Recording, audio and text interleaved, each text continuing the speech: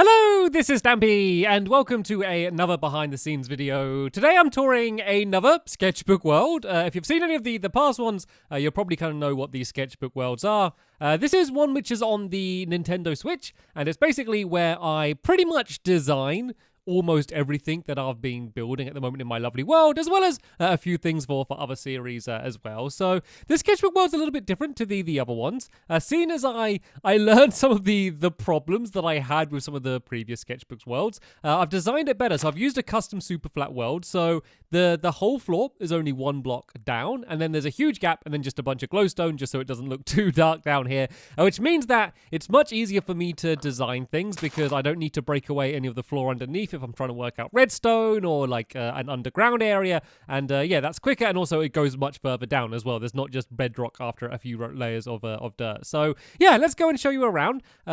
We have the stupendous restaurant down in this direction. I think this is pretty close to how it ended up. I think these changed around a little bit, and we improved the pattern a bit on the actual version. It doesn't actually kind of line up properly perfectly on this one. Yeah, we sorted it out in the actual one, which was a little bit of a pain, and you can see that I was kind of just playing around with the terracotta, because when I built this, it was literally when terracotta had first come out, so I wanted to see what they all looked like, how they would mix together. This was obviously some early design, which, yeah, as you can see, that design was going nowhere, but I'm pretty happy with how it ended up. And this was me trying to build a shoe.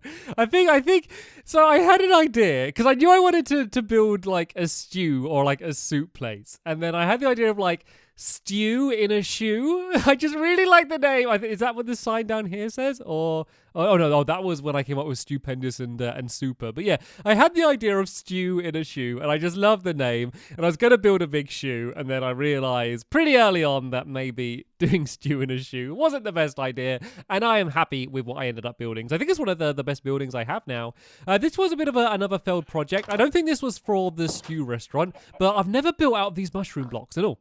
Okay, I've got the actual mushrooms rather than the blocks. But yeah, so I've never actually built out of these blocks in my lovely world. Like, I've built out of like the normal mushroom blocks, like the stems for the my tooth fairy place, the dentist, but I've not built out of them, so I was kind of working out a design. So expect to see these at some point soon. Not in this design, but yeah, I really just am a bit annoyed that I haven't had a chance to use them yet, so I definitely will do.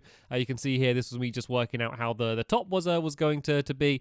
This is the in the dark game. You can obviously see that the squishy was about when I was building it, probably helping me test it out. So you can see that I designed the maze down there. This was me just testing exactly how dark it would be when you're kind of completely in, and as you can see, it is very dark as you're making your way around the maze. And I'm actually stuck now. Let me just go and break my way out because I got lost. So yeah, that was me just testing that it would be properly dark. And then this is me working out the actual game here. I think this is pretty much identical to how it ended up in my lovely world. I think I improved this. Oh no, I added a part on the inside to allow you to get back out the game in case you got stuck in. So that wasn't worked out in this version. I kind of came up with that during the lovely world video. So that's kind of the only other big change there.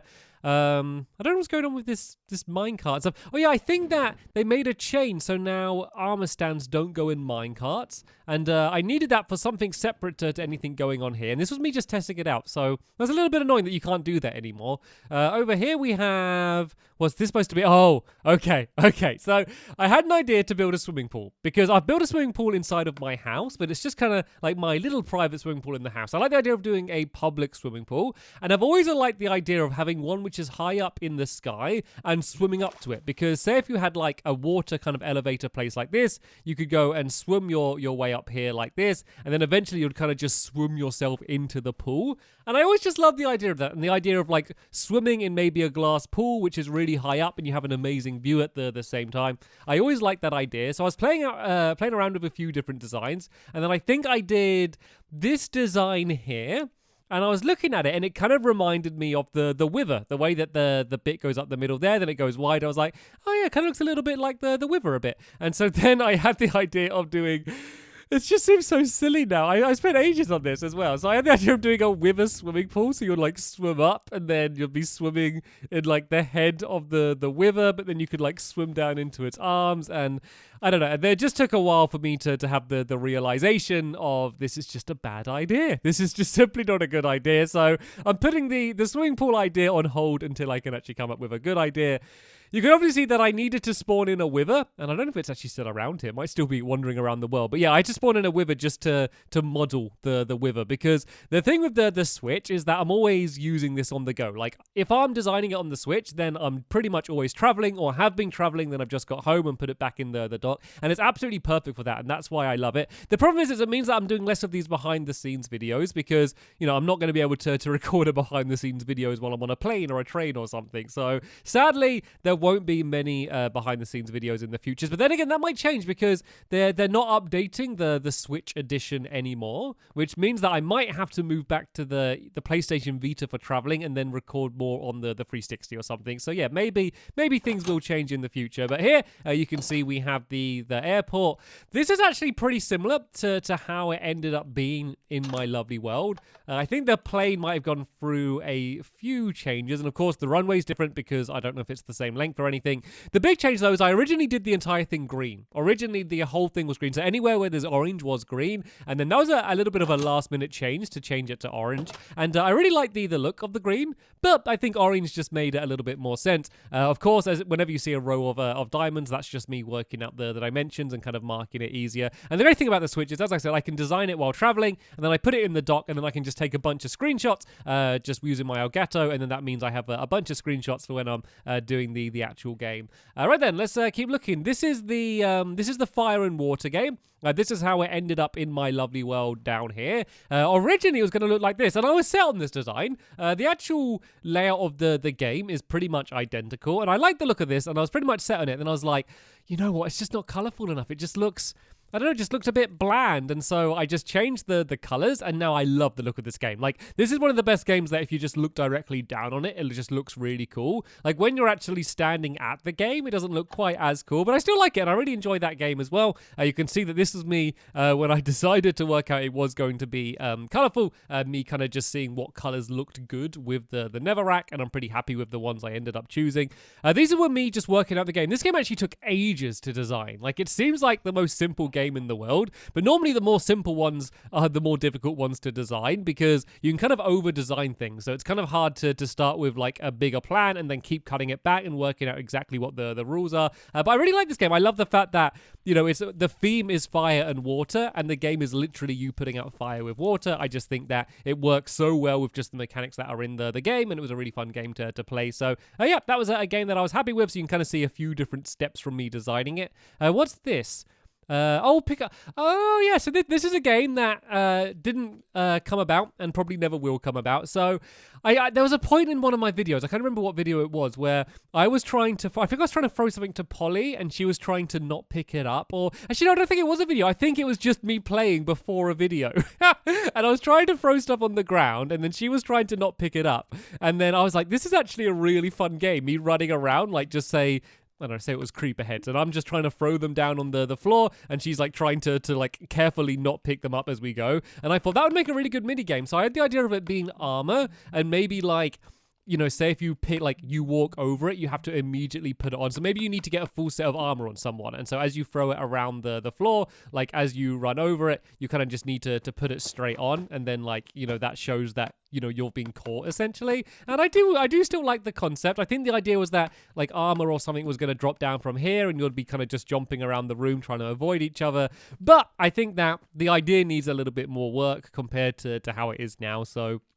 yeah, maybe we'll see that coming back in the future, but if it does, I'm sure it will look very, very different. Down here we have, this is, I think this is just something that Squishy built. I think this is just like a little, is there something you built, Squishy? Yes, it's mine! She said yes. So a lot of the time if I'm playing and like we're traveling, like we'll be traveling together and then Squishy will just join my world and just be building stuff while I'm kind of designing my things. And it's really helpful as well because then if I need to test something or want an opinion, she can help me out with that. This is actually from Ocean Den. So you may remember if you saw it in Ocean Den, we were training to be astronauts and I kind of came up with a bunch of puzzles that she had to solve. Before spending ages actually building it in Ocean Den, I thought I'd kind of just work out the design here. So I just kind of built the same room and worked that out there. So that's what that is here. So it's not only lovely world stuff I plan here. You can see some stuff here, which is me working out stuff for some of my special lovely world episodes. I'm sure that if you've seen those episodes, you'll know exactly what it was that I was planning. I don't want to spoil anything for people that haven't seen that. But yeah, here's probably a pretty good clue of of what this stuff is all about. So I designed all of that stuff in this world. Over here we have the really rubbish game, which is about a pig getting pushed back and forth, and then you need to jump across beds. This was like one of the worst and best minigame episodes. You actually probably watched that relatively recently. I had to record this video a while ago from when you're watching it, just so I'm not spoiling anything that's coming up in the future. But yeah, I designed that game here, and I spent way too long designing this game. This went through many iterations. Lots of times I destroyed it and ended up rebuilding it. What the game actually was going to be changed loads of times. Originally, these were going to be the platforms. So this was a game which changed a whole bunch, and it was many different things before it ended up being what it was. And here is the shop, which the game is based around, my 3Z's restaurant. I think this is pretty much the same as how it ended up being in my lovely world.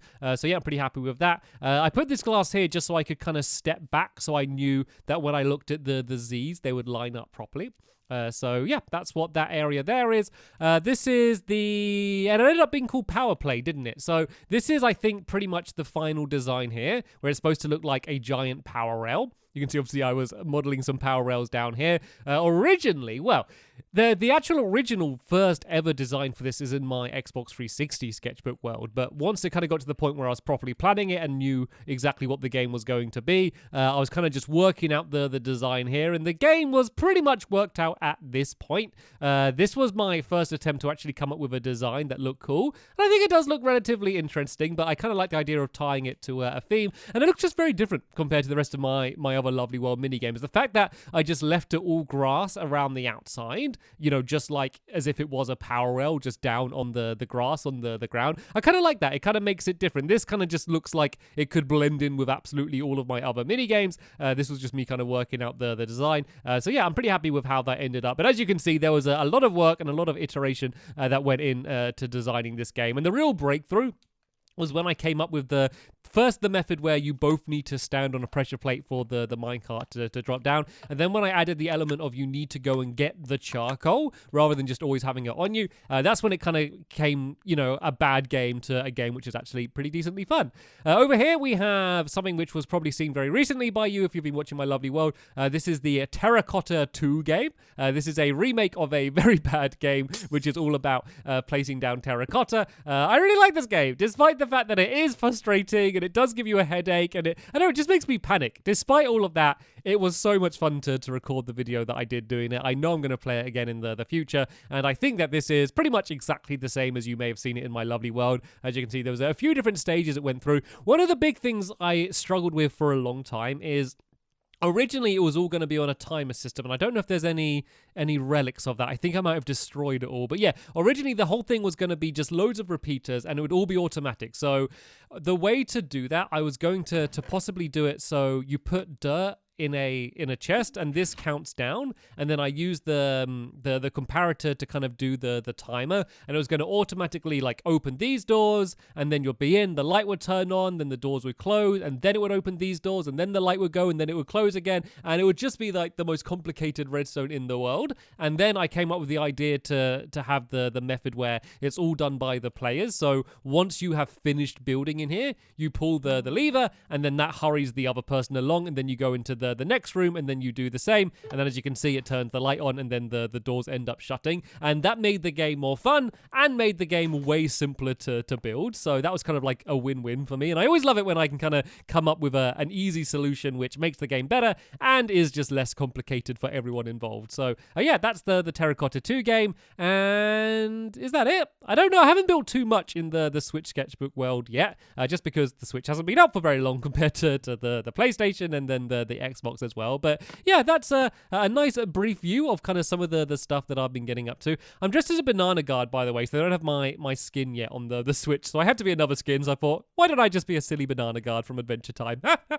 So yeah, that's oh, is this different? What's this? Oh, this is just more working out where, yeah, as you can see. Oh, this was me testing why the minecart in a furnace slows down. So as you can see, I have the minecarts in a furnace here, and I wasn't sure what was the thing that made them slow down, because the big problem with this game when I tried to design it in the first place was the fact that the minecarts would just travel too far to make the game fun. And so I was working out, you know, what is it that slows them down. So as you can see, this one will go to the end. This one will go to the end as well. And the fact that there's a hill makes no difference. It's the turning that makes it slow down. See, this one's just got a couple turns. And look at that. It stops immediately there. And then that's when I came up with the idea to do the wiggling track. Oh, not like that. You get the idea. The wiggling track, how it ended up in the game. So once I had worked that out, that's when I was able to make the game. But yeah, apart from that, that's pretty much everything in the Sketchbook world. If I do end up doing more stuff in this Sketchbook world, then I will do another tour of it in the future. But as I said, sadly, they're not updating the Switch anymore. They are bringing the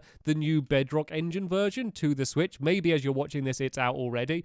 So that doesn't really help me, because my lovely world and most of my series aren't on that version. And if I'm designing mechanics and mini games, I need to be designing it on the same version that I'm recording it. So it means I probably am going to have to go back to the PlayStation Vita, which is a shame, because the Vita's all right. I like the Vita. I had many good years of use from the Vita, but the Switch is better. The bigger screen and the fact that you can see further, the draw distance and stuff, and then you can just pop it into the dock. The Switch is better. So we'll see whether I end up designing anything else in the Sketchbook world, but hopefully you enjoyed this behind the scenes video. Hopefully there'll be more coming up soon in the future. But for now, I will see you all later. Bye!